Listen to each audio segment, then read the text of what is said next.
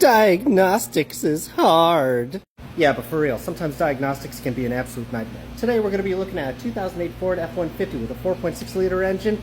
Customer concern, no cold air. So we start with the basics. Do we have refrigerant? And yes, we do. So we suck it down, measure it. It's around 32 ounces, right where it's supposed to be. We put it back in with a little bit of oil and dye. And just to make sure, yes, we do have demand. So we crawl under the vehicle and check the compressor for power and ground. We have ground, but we don't have power. To double check, we apply power to make sure that the compressor is working, and it does. Alright, so this is our wiring schematic. That's good, and that's good.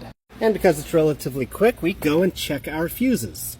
Well, it turns out those were good too. So we head over to the auxiliary relay, and we find power, and compressor ground. But we don't have command ground.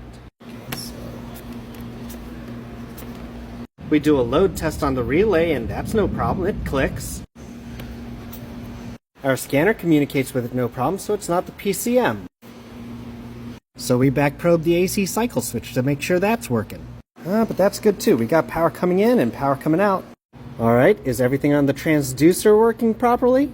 Yep, we got our reference, our signal return, and our output. Alright, let's check power to the PCM relay through pin 40. Yep, there's no problem there. Alright, so let's check if we have conductivity between the relay and the PCM. Yeah, this is good. So what the hell is going on? We are still missing our ground.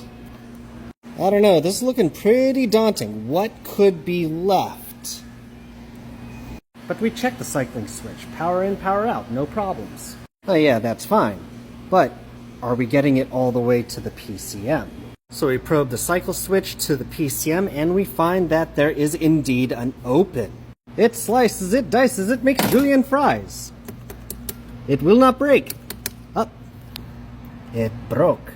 After slicing and peeling back a bunch of tape, we find that there is indeed a break in the wire. Look at that. Rubbed almost right through. Once we fix this wire, it will send a power signal to the PCM, which will then send a ground signal to the AC clutch relay, turning on the AC compressor clutch field coil. Just a typical day working on vehicles that are up for auction.